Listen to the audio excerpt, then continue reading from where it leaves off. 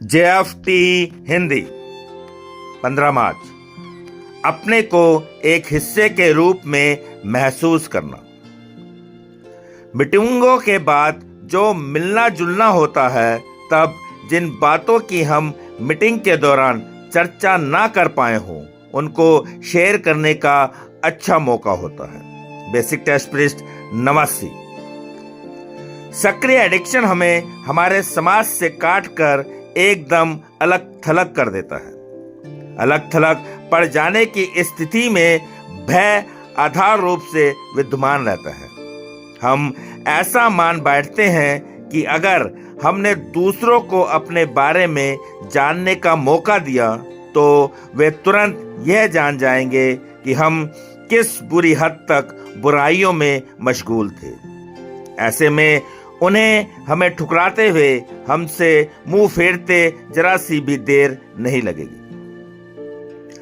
लेकिन जब हम एनए की मीटिंग में पहली बार आते हैं, तब हम बहुधा उस घनिष्ठता और मित्रता से अत्यंत प्रभावित हो जाते हैं जो दूसरे सुधरते हुए एडिक्टों द्वारा अपने अनुभव को बांटते समय हमें महसूस होती है।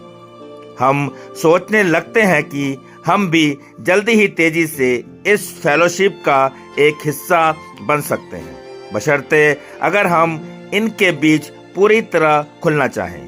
तो इसका एक रास्ता है कि एनए की मीटिंगों के बाद हम स्थानीय कॉफी शॉप तक इनके पीछे पीछे इनके साथ लग जाएं। इन सभाओं के बाद के मिलन में हम उन दीवारों को गिरा सकते हैं जो हमें दूसरों से कुछ अलग किए हुए हैं, और अपने बारे में तथा एनए के दूसरे सदस्यों के बारे में भी बहुत सी बातें जान सकते हैं। एक एक करके हम अपनी उन बातों का भी खुलासा कर सकते हैं जिन्हें शायद हम समूह के स्तर पर बांटने में अनिच्छा जाहिर कर रहे थे। देर रात तक चलने वाली इन छोटी छोटी सभाओं में हम थोड़े थोड़े शब्दों में अपनी बात रखते हुए काफी कुछ सीख सकते हैं और गहरी स्थायी दोस्ती भी कायम कर सकते हैं। एनए में पाए हुए नए दोस्तों के बीच अब हम अपने को अजनबियों की तरह तन्हा महसूस नहीं करते।